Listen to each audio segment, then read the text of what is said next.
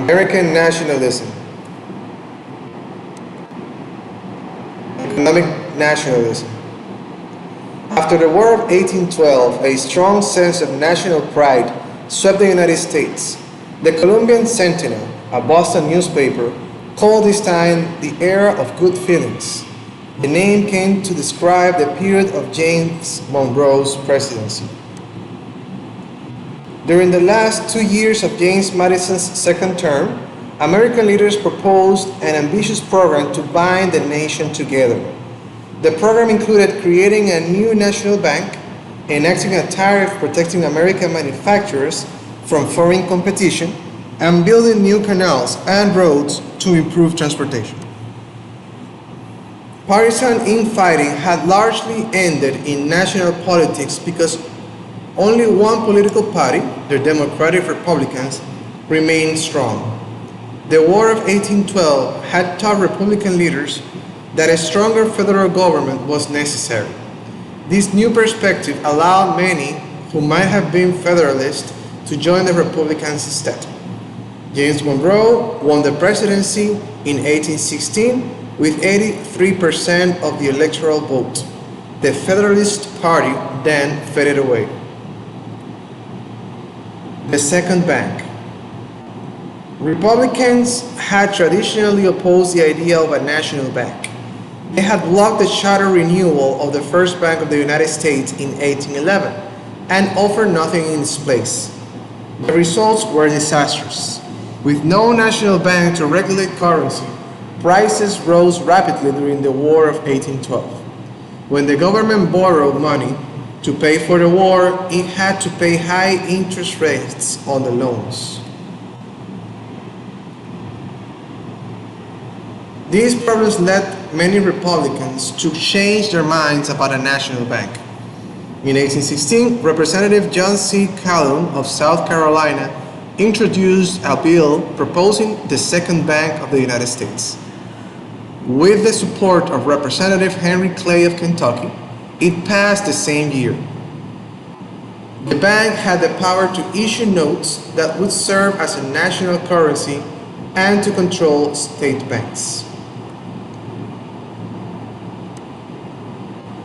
Tariff and transportation.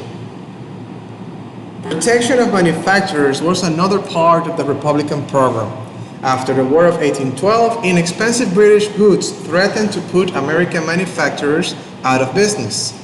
Congress responded with the Tariff of 1816. Unlike earlier revenue tariffs, which provided income for the federal government, this was a protective tariff that raised the prices of imports to nurture growing American manufacturers. Republicans also wanted to improve the transportation system. In 1816, Calhoun sponsored a federal internal improvement plan, but President Madison vetoed it, arguing that spending money to improve transportation was not expressly granted in the Constitution. Nevertheless, roads and canal construction soon began, with private businesses and state and local governments funding much of the work. Judicial nationalism. Between 1816 and 1824, the Supreme Court under Chief Justice John Marshall issued several rulings that helped unify the nation after the war. These decisions established the dominance of the national government over the states. Martin versus Hunter's Lizzie. In 1816, the court decided in Martin versus Hunter's Lizzie that it had authority to hear all appeals of state courts' decisions in cases involving federal statutes and treaties. In this case, Denny Martin, a British subject, had tried to sell land in Virginia he had inherited from his uncle, a loyalist. State law held that no enemy could inherit land, but court ruled that Virginia's law conflicted with Jayce's treaty, which stated that land belonging to loyalists before the war was still theirs. The decision helped establish the Supreme Court as the nation's court of final appeal.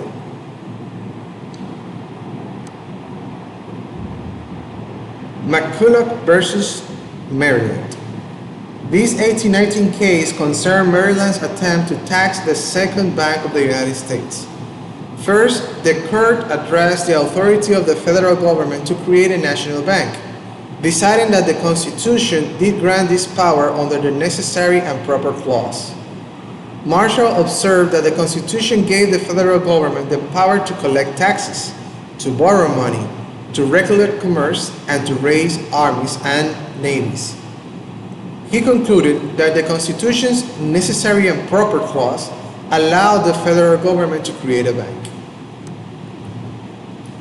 Marshall then argued that the federal government was supreme in its own sphere of action.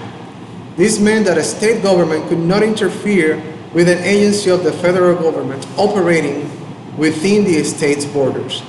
Taxing the national bank was a form of interference and thus unconstitutional. Gibbons versus Ogden. This 1824 case involved a company that had been granted a monopoly by the state of New York to control all steamboat traffic on New York waters. When the company tried to expand into New Jersey, the case went to court. The Supreme Court declared the monopoly unconstitutional, interpreting federal controls over interstate commerce granted by the Constitution to include all trade along the coast or on waterways dividing the states. These ensure precedence of federal law over state law in interstate transportation and later allow for federally controlled internal improvement projects. All these cases strengthen the federal government at the expense of the states. They help make the necessary and proper clause and the interstate commerce clause major vehicles for expanding federal power. Nationalist diplomacy. The wave of nationalism within Congress and among voters also influenced the nation's foreign affairs. Led by President Monroe, the United States expanded its borders and asserted itself internationally. Jackson invades Florida. Many runaway enslaved people fled to Spanish-held Florida, knowing that Americans had no authority to capture them in Spanish territory. This angered many Southerners. Similarly, many of the Creek had retreated to Florida as American settlers seized their lands. These groups united with other Native Americans and adopted the name Seminole, meaning runaway. The Seminoles in Spanish Florida and Americans in Georgia staged raids against each other. As tensions heightened, Seminole leader Kinashi warned an American general to stay out of Florida. "You charge me with killing your people, stealing your cattle, and burning your houses. It is I that have cause to complain of the Americans. I shall use force to stop any armed Americans from passing my towns or my lands." The warning was ignored. In 1817, John C. Cadwell, now Secretary of War, ordered General Andrew Jackson into Florida to stop the Seminole raids. Jackson destroyed several Seminole villages, then disobeyed orders and seized the Spanish settlement of St. Mark's and Pensacola, and removed the Spanish governor of Florida from power. Furious, Spanish officials demanded that Jackson be punished. Secretary of State John Quincy Adams, however, defended Jackson, arguing that Spain had failed to keep order in Florida, and used the incident to pressure Spain during the ongoing borders negotiations. Occupied with problems throughout its Latin American empire, Spain gave in and ceded its claim on Florida to the United States in the Adams-Onis Treaty of 1819. The treaty also finalized the western border of the Louisiana Purchase, which now lay along the Sabine, Red, and Arkansas rivers to the Rocky Mountains and then followed the 42nd parallel west to the Pacific Ocean. The Monroe Doctrine. Rebellions had begun to erupt in Spain's colonies in 1809. By 1824, all of Spain's colonies on the American mainland had declared independence. Meanwhile, Britain, Austria, Prussia, and Russia, later joined France, formed the Quadruple Alliance in an effort to suppress anti-monarchy movements in Europe. Over Britain's objection, in 1823, the alliance considered helping Spain regain control of its overseas colonies. Britain and the United States made a great deal of money trading with Latin America and did not want Spain to reassert control. In August 1823, British officials suggested that the two nations issued a joint statement supporting the independence of the new Latin American nations. At the same time, Russia's presence in North America was growing. Russia claimed Alaska and in 1821 announced that its empire extended south into the Oregon country between Russia and Alaska and the western United States. Secretary of State Adams urged Monroe to avoid working with the British when dealing with Spain and Russia. He did not want the United States to be regarded as Britain's junior partner.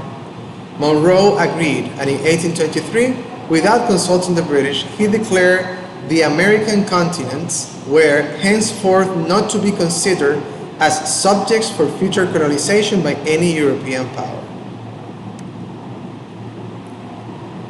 The President's proclamation, later called the Monroe Doctrine, marked the beginning of a long-term American policy of trying to prevent European powers from interfering in Latin American political affairs. The Monroe Doctrine also upheld Washington's policy of avoiding entanglement in European power struggles.